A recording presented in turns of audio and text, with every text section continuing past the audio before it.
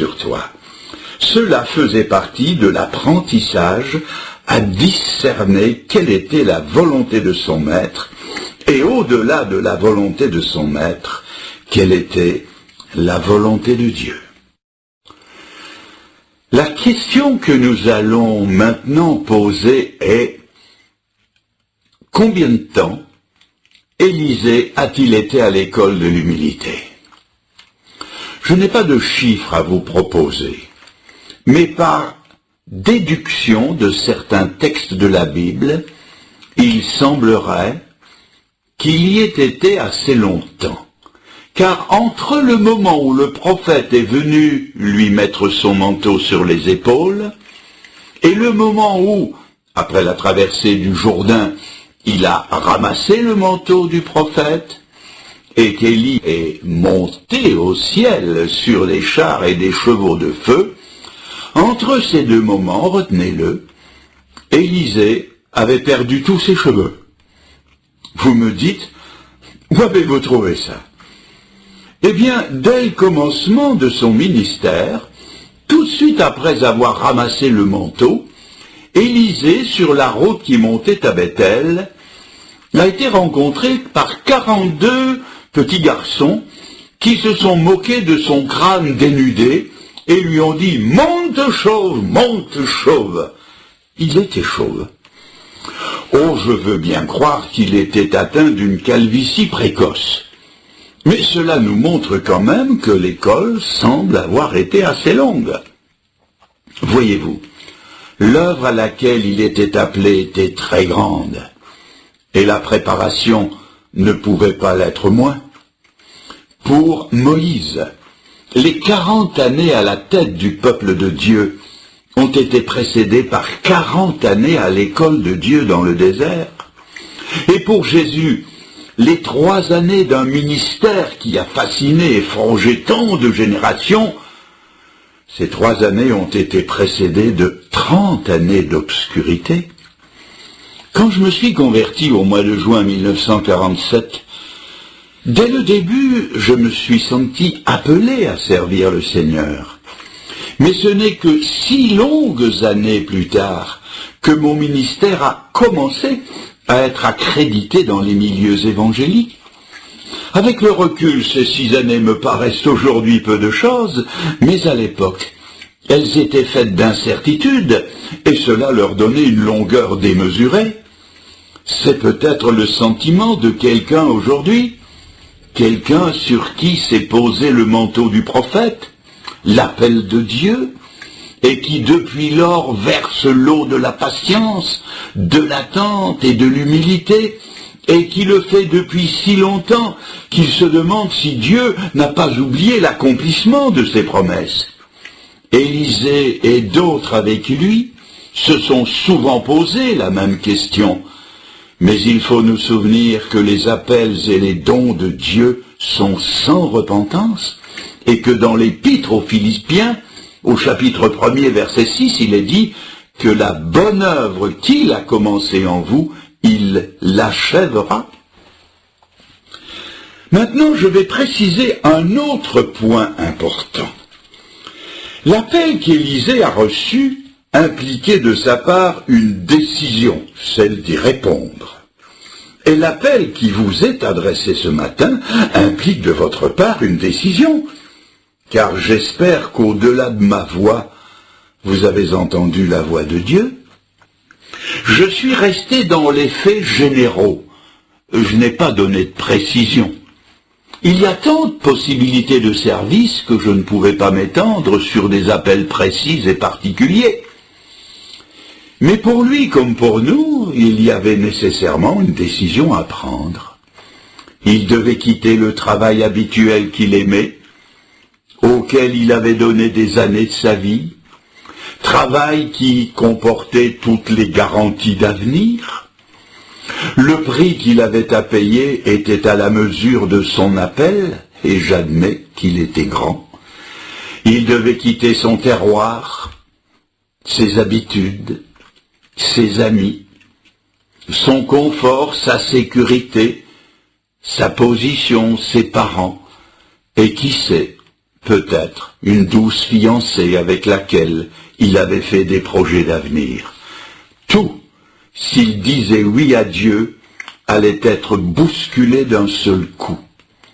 Sans compter qu'on ne le comprendrait pas de s'engager dans une vie d'incertitude à laquelle rien ne l'avait préparé, pour suivre un homme d'apparence rugueuse, qui était aimé de quelques-uns, admiré de certains, craint d'un grand nombre et haï de la majorité. Quel prix à payer!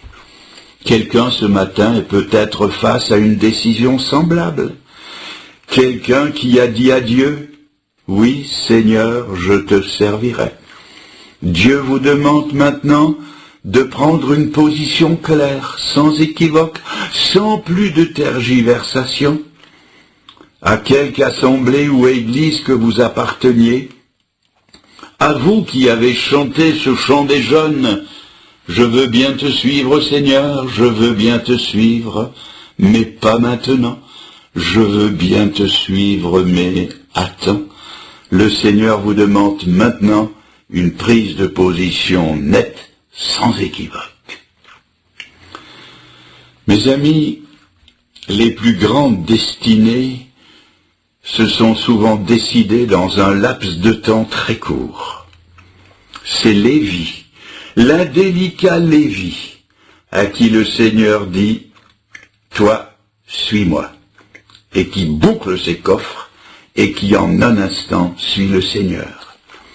C'est Saul de Tarse, le futur apôtre Paul, abattu aux pieds de Jésus-Christ, et qui dira « Seigneur, que veux-tu que je fasse ?» et qui ira vivre la plus prodigieuse épopée missionnaire de l'histoire de l'Église primitive, qui émerveillera des centaines de générations et qui fera dire de lui qu'il a été le premier après l'unique. C'est Billy Graham qui se retire dans la montagne avec entre les mains une Bible à laquelle il ne croit pas entièrement et qui là, seul avec Dieu, dira « Seigneur, ta parole, je la prêcherai désormais telle qu'elle est, et ce sera le début de la plus grande entreprise d'évangélisation des temps modernes. » Oh, mes amis, qui évaluera jamais la somme de bénédictions que le ciel a donnée à ce monde, parce qu'un jour, dans le secret des cœurs, à la croisée des chemins de leur vie, en un seul instant de décision, des hommes et des femmes, des jeunes, ont choisi de ne plus résister à Dieu. Chers amis, retenez cette phrase. Il y a des minutes dans la vie qui, à elles seules, valent des milliers d'éternités. Et cette minute, elle est arrivée pour quelques-uns d'entre nous ce matin. Il faut décider. L'appel au service vous est lancé. Le manteau du prophète tombe sur vos épaules, et le Seigneur vous dit comme à Élisée, « Pense à ce que je t'ai fait ce matin. » Qu'allez-vous répondre? Allez-vous répondre, « Seigneur, je suis prêt à te suivre, je suis prêt à te donner ma vie tout entière. Jusqu'ici, Seigneur, je t'ai suivi de loin, j'ai été tiède, je n'ai pas véritablement payé le prix d'une consécration à un salut que toi tu as payé si cher, et je m'en humilie devant toi. Désormais, je ferai les choses que tu mettras à portée de ma main. Je commencerai par être un verseur d'eau. Seigneur, j'ambitionne de faire de grandes choses pour toi, en suivant d'abord le chemin de l'humilité. Mes amis, que Dieu bénisse sa parole, et que beaucoup, en particulier beaucoup de jeunes, au milieu de nous, soient saisis par cette parole de Dieu qui s'adresse à eux. Je voudrais que maintenant nous ayons un moment de prière silencieuse. Je voudrais que nous prenions une position devant l'appel du Maître. Peut-être ne savez-vous pas encore à quoi le Seigneur vous appelle, mais le Seigneur vous appelle. Il a jeté sur vous le manteau de son appel. Toute la Bible est là pour nous dire que chacun qui se convertit reçoit avec le Saint-Esprit et par lui une fonction particulière dans l'Église.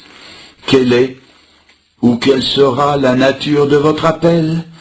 Ce sera à vous de le découvrir par la prière et l'étude de la parole de Dieu. Mais le point de départ, c'est de dire « Seigneur, je suis disponible. Seigneur, tu pourras venir n'importe quand, même si je suis au labour des champs.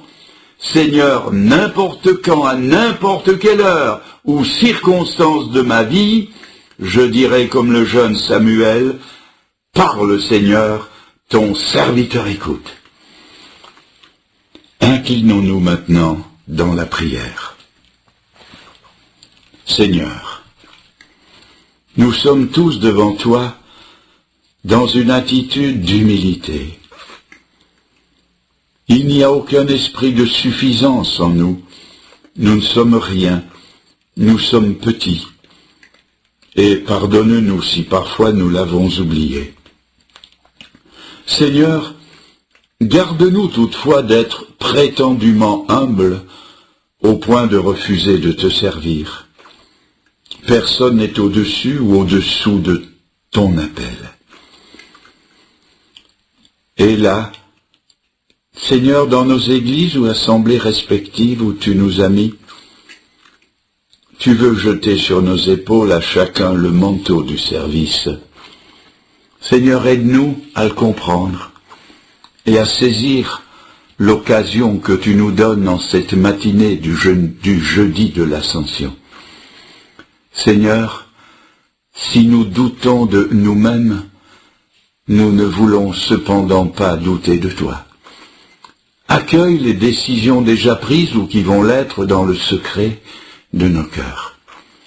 Que ce ne soit pas une émotion passagère, un feu de paille ou un engagement sentimental sans lendemain, mais au contraire, que ce soit cette ouverture permanente à la disponibilité. Seigneur, donne ton Saint-Esprit dans le sens d'une onction pour une tâche particulière, peut-être unique au monde. Engage-nous dans le plan que tu as préparé pour chacun de nous. Seigneur, que cette matinée nous marque de façon indélébile pour le service de ta glorieuse personne et pour que te servir ait la préséance au-dessus de tout le reste. Reste avec nous. Va bien au-delà de ce que nous avons pu dire, de ce que nous disons maladroitement. Nous te le demandons ensemble, au nom de ton bien-aimé Fils, notre Sauveur d'abord, mais notre Maître ensuite.